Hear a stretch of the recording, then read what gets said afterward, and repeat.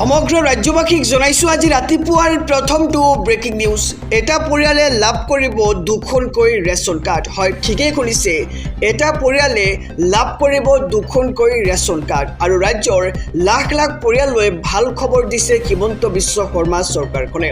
জনাইছো এটি breaking news, ডাঙৰ খবৰ। ৰাজ্যৰ লাখ লাখ পৰিয়াললৈ ভাল খবৰ দিছে এইবাৰ হিমন্ত বিশ্ব শৰ্মাৰ চৰকাৰখনে। ডাঙৰ পৰিয়াল থকা প্ৰতি ঘৰে পাব দুখনকৈ ৰেচন কাৰ্ড। সম্পূৰ্ণ বিনামূলীয়া হ'ব ৰেচনৰ সকলো সামগ্ৰী। ৰেচনৰ সামগ্ৰীৰ বাবে কোনো পৰিয়ালে এটকাও খৰচ কৰিব নালাগে আৰু এটকাও নিদিয়াকৈ লাভ কৰিব দাইল, চেনি, নিমখ আৰু মিঠাতেল। ৰেচন কাৰ্ড আৰু অৰুণোদয়ক লৈ নতুন ঘোষণা এইবাৰ হিমন্ত বিশ্ব শৰ্মা চৰকাৰৰ। ডাঙৰ পৰিয়াল থকা প্ৰতি ঘৰে পাব দুখনকৈ ৰেচন কাৰ্ড আৰু পৰিয়ালত মহিলা অনুযায়ী প্ৰদান কৰা হ'ব অৰুণোদয় আঁচনি। কেৱল এয়াই নহয়, এটা ডাঙৰ পৰিয়ালে লাভ কৰিব দুটাকৈ অৰুণোদয় আঁচনিৰ সুবিধা। আটাইতকৈ ডাঙৰ খবৰটো হৈছে যে এটা ডাঙৰ পৰিয়ালত এতিয়াৰ পৰা লাভ কৰিব দুটাকৈ অৰুণোদয় আঁচনিৰ সুবিধা, লগতে লাভ কৰিব দুখনকৈ ৰেচন কাৰ্ড। লগতে প্ৰতিখন আঁচনি আপডেট কৰিব এইবাৰ ৰাজ্য চৰকাৰে। আৰু 70 লাখ ৰেচন কাৰ্ড ধাৰক লৈ জৰুৰী খবৰ দিছে ৰাজ্যৰ মুখ্যমন্ত্ৰীগৰাকীয়ে। আৰু ৰাজ্যৰ লাখ লাখ পৰিয়াললৈ আহি পৰিছে ভাল খবৰ, এক ডাঙৰ খবৰ। কোৱা হৈছে যে ডাঙৰ পৰিয়াল থকা প্ৰতি ঘৰে পাব দুখনকৈ ৰেচন কাৰ্ড আৰু সম্পূৰ্ণ বিনামূলীয়া হ'ব ৰেচনৰ সকলোবোৰ সামগ্ৰী। সমগ্ৰ ৰাজ্যবাসীক জনাইছো আৰু এটি ব্ৰেকিং নিউজ, ডাঙৰ খবৰ। মুছলমানে নিজৰ ইচ্ছামতে বিবাহ পাতিব।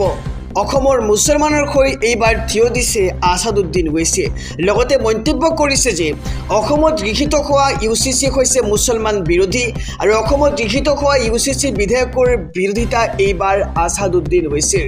হিন্দু আৰু মুছলমানৰ পাৰ্চনেল ল' বেলেগ বেলেগ বুলি মন্তব্য কৰিছে এইবাৰ আছাদুদ্দিন ওৱেইছি। জনাইছো ব্ৰেকিং নিউজ, ডাঙৰ খবৰ। হিন্দু আইন মুছলমানৰ ওপৰত জাপি দিলে নচলিব। হিন্দু বিবাহ আইনৰ মতে নচলে মুছলমান সমাজ। মুছলমানৰ ওপৰত হিন্দু বিবাহ আইন জাপি দিছে বিজেপি চৰকাৰখনে। হিন্দু আৰু মুছলমানৰ পাৰ্চনেল ল' বেলেগ বেলেগ বুলি মন্তব্য আছাদুদ্দিন ওৱেইছিৰ। অসমত গৃহীত হোৱা UCC বিধেয়কৰ বিৰোধিতা এইবাৰ আছাদুদ্দিন ওৱেইছিৰ। আদিবাসী জনগোষ্ঠীৰ লোকক UCCৰ পৰা আঁতৰাই ৰখাৰো বিৰোধিতা এইবাৰ আছাদুদ্দিন ওৱেইছিৰ।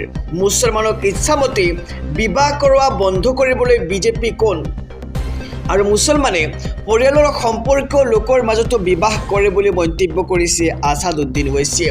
আৰু হিন্দুৰ নিয়মৰ মতে মুছলমানে কেতিয়াও বিবাহ সম্পূৰ্ণ নকৰে। UCCক লৈ হিমন্ত চৰকাৰক সমালোচনা এইবাৰ আছাদুদ্দিন ওৱেইছিৰ। হিন্দুৰ আইন মুছলমানৰ ওপৰত জাপি দিলে কেতিয়াও নচলিব।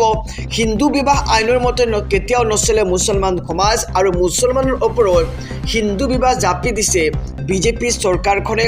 আৰু এইবাৰ বিজেপি চৰকাৰক লৈ তীব্ৰ সমালোচনা কৰিছে আছাদুদ্দিন ওৱেইছিয়ে।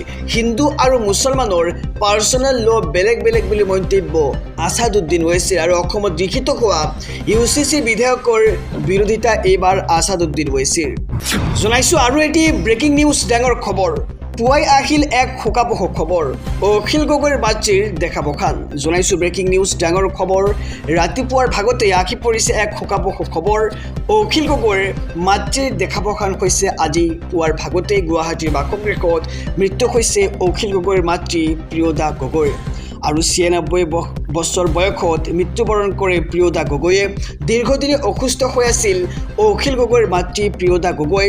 আৰু গুৱাহাটী মেডিকেল কলেজতো চিকিৎসাধীন হৈ আছিল প্ৰিয়দা গগৈ। পুৱা 6:20 শেষ নিশ্বাস ত্যাগ কৰে প্ৰিয়দা গগৈৰ। আৰু প্ৰিয়দা গগৈৰ মৃত্যু এতিয়া ৰাজ্যজুৰি শোকৰ ছাঁ দেখিবলৈ পোৱা গৈছে। আৰু অখিল গগৈৰ মাতৃৰ দেখাবখানৰ খবৰ আমি লাভ কৰিছোঁ। গুৱাহাটীৰ বাসগৃহত মৃত্যু হৈছে অখিল গগৈৰ মাতৃ প্ৰিয়দা গগৈৰ। আৰু 96 বছৰ বয়সত মৃত্যুবৰণ কৰে অখিল গগৈৰ মাতৃ প্ৰিয়দা গগৈয়ে। সমগ্ৰ ৰাজ্যবাসীক জনাইছো আৰু এটি ব্ৰেকিং নিউজ, ডাঙৰ খবৰ। পশ্চিমবংগৰ নতুন মুখ্যমন্ত্ৰী শুভেন্দু অধিকাৰীয়ে ভয় আৰু সন্ত্ৰাস চলাইছে। বিজেপি চৰকাৰৰ বিৰুদ্ধে গৰজি উঠিছে টিএমচি। লগতে মমতা বেনাৰ্জীৰ নেতৃত্বত প্ৰতিবাদ সাব্যস্ত কৰা দেখিবলৈ পোৱা গৈছে। জনাইছো এটি ব্ৰেকিং নিউজ ডাঙৰ খবৰ। পশ্চিমবংগ বিজেপি চৰকাৰৰ বিৰুদ্ধে গৰজি উঠিল এইবাৰ টিএমচি নেতাকৰ্মীসকল। মুখ্যমন্ত্ৰী শুভেন্দু অধিকাৰীয়ে পশ্চিমবংগত ভয় আৰু সন্ত্ৰাস চলোৱাৰ অভিযোগ উত্থাপন কৰা হৈছে টিএমচিৰ ফালৰ পৰা। প্ৰাক্তন মুখ্যমন্ত্ৰী মমতা বেনাৰ্জীৰ নেতৃত্বত উত্তাল হৈ পৰিছে পশ্চিমবংগ। লগতে প্ৰতিবাদ সাব্যস্ত কৰা হৈছে ৰাজপথত। প্ৰতিবাদত অংশগ্ৰহণ টিএমচিৰ বহু নেতাকৰ্মী আৰু সমৰ্থকৰ। টিএমচিৰ দুগৰাকীকৈ সাংসদৰ ওপৰত হোৱা আক্ৰমণৰ বিৰুদ্ধে এই প্ৰতিবাদ সাব্যস্ত কৰা হৈছে। আৰু নিৰ্বাচনৰ পিছৰ হিংসাৰ প্ৰতিবাদত কলকাতাত ধৰ্ণাত বহিল মমতা বেনাৰ্জী। প্ৰতিবাদৰ আবেদন আৰক্ষীয়ে নাকচৰ পিছত অন্য স্থান প্ৰতিবাদৰ দলটোৰ। আৰু আক্ৰমণৰ বলি হোৱা টিএমচি সাংসদ কল্যাণ বেনাৰ্জীৰো হুংকাৰ দিয়া দেখিবলৈ পোৱা গৈছে। আৰু অনাগত দিনত বিজেপি চৰকাৰৰ বিৰুদ্ধে বৃহৎ প্ৰতিবাদ কৰা হ'ব বুলি মন্তব্য কৰা হৈছে টিএমচিৰ ফালৰ পৰা। আৰক্ষী বিষয়াসকল আৰু প্ৰশাসনে নিজৰ দায়িত্ব পালন কৰক বুলি এতিয়া মন্তব্য কৰা হৈছে। সংবিধানৰ অধীনত আপোনালোকৰ দৰমহা ৰাজহুৱা ৰাজকোষৰ পৰা দিয়া হয়। পশ্চিমবংগ বিজেপি চৰকাৰৰ বিৰুদ্ধে এইবাৰ গৰজি উঠিছে টিএমচি। লগতে কেতবোৰ বিস্ফোৰক মন্তব্য কৰিছে বিজেপিৰ মুখ্যমন্ত্ৰী শুভেন্দু অধিকাৰীৰ বিৰুদ্ধে। আৰু মুখ্যমন্ত্ৰী শুভেন্দু অধিকাৰীয়ে পশ্চিমবংগত ভয় আৰু সন্ত্ৰাস চলাইছে বুলি এতিয়া মুকলিকৈ এক বিস্ফোৰক মন্তব্য কৰা হৈছে টিএমচিৰ ফালৰ পৰা। আৰু প্ৰাক্তন মুখ্যমন্ত্ৰী মমতা বেনাৰ্জীৰ নেতৃত্বত উত্তাল প্ৰতিবাদ কৰা দেখিবলৈ পোৱা গৈছে। সমগ্ৰ ৰাজ্যবাসীক জনাইছো আৰু এটি ব্ৰেকিং নিউজ ডাঙৰ খবৰ। এইবাৰ মৌলানা মৌলবীৰ বিৰুদ্ধে গৰ্জন যোগী আদিত্যনাথৰ। তেওঁ কৈছে যে পশু তেওঁলোকৰ বুদ্ধি, যিসকলে গৌ মাতাক পশু বুলি কয়। জনাইছো ব্ৰেকিং নিউজ ডাঙৰ খবৰ। এইবাৰ একাংশ মৌলানা মৌলবীৰ বিৰুদ্ধে গৰজি উঠিছে মুখ্যমন্ত্ৰী যোগী আদিত্যনাথ। গৰুক ৰাষ্ট্ৰীয় পশু ঘোষণা কৰাৰ আহ্বানক লৈ প্ৰতিক্ৰিয়া ব্যক্ত কৰিছে যোগী আদিত্যনাথে। গৰু আমাৰ বাবে মাতা আৰু আমি সন্মান কৰোঁ বুলি মন্তব্য যোগী আদিত্যনাথৰ। পশু তেওঁলোকৰ বুদ্ধি, যিয়ে গৌ মাতাক পশু বুলি কয়, এনেদৰে বিস্ফোৰক মন্তব্য কৰিছে এইবাৰ যোগী আদিত্যনাথে। পশু তেওঁলোকৰ বুদ্ধি, যিসকলে পশুক জন্তু বুলি কয়। আৰু গৌ মাতাৰ সৈতে আমাৰ জন্মান্তৰৰ সম্পৰ্ক আছে বুলি মন্তব্য কৰা হৈছে। লগতে মাতৃক কেনেকৈ সন্মান কৰিব লাগে সন্তানক আনে শিকাব নালাগে। একাংশ মৌলানা মৌলবীৰ বিৰুদ্ধে এইবাৰ গৰজি উঠিল মুখ্যমন্ত্ৰী যোগী আদিত্যনাথ। গৰুক ৰাষ্ট্ৰীয় পশু হিচাপে ঘোষণা কৰাৰ আহ্বানক লৈ এইবাৰ প্ৰতিক্ৰিয়া ব্যক্ত কৰিছে যোগী আদিত্যনাথে। গৰু আমাৰ বাবে মাতা আৰু আমি সন্মান কৰিবলৈ মন্তব্য যোগী আদিত্যনাথৰ। আৰু পশু তেওঁলোকৰ বুদ্ধি, যিয়ে পশু গৌ মাতা বুলি কয়। এনেদৰে এতিয়া মৌলানা মৌলবীসকলৰ বিৰুদ্ধে আক্ৰমণাত্মক মন্তব্য কৰিছে যোগী আদিত্যনাথে। সমগ্ৰ ৰাজ্যবাসীক জনাইছো আৰু এটি ব্ৰেকিং নিউজ ডাঙৰ খবৰ।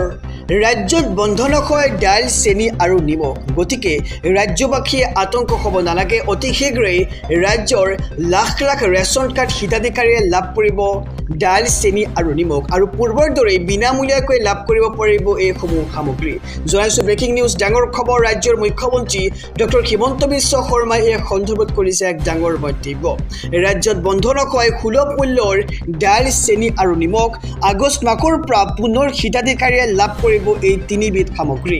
আৰু লেখানুদান বাজেটৰ বাবেকে চৰকাৰে জুন মাহৰ পৰা স্থগিত ৰাখিছে এইসমূহ সামগ্ৰী। অৱশ্যে মে মাহত অতিৰিক্তভাৱে ৰৈ যোৱা সামগ্ৰীসমূহ এই মাহতো বিতৰণ কৰা হ'ব।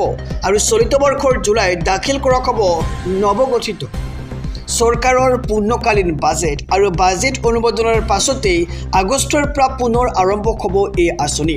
আৰু এই সময়ছোৱাত বিনামূলীয়া চাউলৰ বিতৰণ প্ৰতিমাহে অব্যাহত থাকিব। আৰু ৰাজ্যৰ ৰাজহুৱা বিতৰণ গ্ৰাহক পৰিক্ৰমা বিভাগৰ বিশেষ গোহাৰি। বন্ধ নকয় সুলভ মূল্যৰ দাইল, চেনি আৰু নিমখ। গতিকে ৰাজ্যবাসীয়ে আতংক হ'ব নালাগে। অতি শীঘ্ৰে লাভ কৰিব এই তিনিবিধ সামগ্ৰী। সমগ্ৰ ৰাজ্যবাসীক জনাইছো আৰু এটি ব্ৰেকিং নিউজ ডাঙৰ খবৰ। নলবাৰীৰ মাধুৰ্য বৰ্মনৰ ঘটনাৰ পিছতেই অধিক কঠোৰ হৈ পৰিছে এতিয়া চৰকাৰ। আৰু ৰাজ্যত কোনো ঠাইতে ঘটিবলৈ দিয়া নহ'ব এনেধৰণৰ ঘটনা। জনাইছোঁ ব্ৰেকিং নিউজ। এইবাৰ লাভ জেহাদক লৈ নো কম্প্ৰমাইজ, অধিক কঠোৰ হৈ পৰিছে চৰকাৰ। নলবাৰীৰ মাধুৰ্য বৰ্মনৰ ঘটনাৰ পিছতেই অধিক কঠোৰ হৈ পৰিছে এতিয়া চৰকাৰ। লাভ জেহাদক লৈ চৰকাৰে নকৰে কোনো ধৰণৰ কম্প্ৰমাইজ আৰু ৰাজ্যৰ কোনো ঠাইতে ঘটিবলৈ দিয়া নহ'ব আৰু এনেধৰণৰ ঘটনা। লাভ জেহাদৰ ঘটনাক লৈ পূৰ্বতকৈ কঠোৰ স্থিতিত এইবাৰ চৰকাৰ। সংবাদ মাধ্যমৰ সন্মুখত বিধায়ক জয়ন্ত মল্ল বৰুৱাৰ এনে মন্তব্য আমি শুনিবলৈ পাইছোঁ। আৰু আৰক্ষী প্ৰশাসনৰ টাৰ্গেটত আসিফ খানে বসবাস কৰা অঞ্চলটো আৰু আসিফৰ গৃহভূমিৰ কাষৰীয়া অঞ্চলতো হ'ব কঠোৰ একশ্যন। পূৰ্বেও বহু ভয়ংকৰ অপৰাধৰ ৰাজ্যভূমি ৰম্যভূমি আসিফ খান থকা অঞ্চল আৰু আসিফ খানৰ লগত আৰু কোন আছিল সকলো চোৱা হ'ব। আসিফৰ পিতৃ মাতৃৰ সন্ধানতো চলিব প্ৰশাসনৰ বৃহৎ অভিযান। আৰু নলবাৰীৰ মাধুৰ্য বৰ্মনৰ ঘটনাৰ পিছতে অধিক কঠোৰ হৈ পৰিছে এতিয়া চৰকাৰ। লাভ জেহাদক লৈ চৰকাৰে নকৰে কোনো ধৰণৰ কম্প্ৰমাইজ।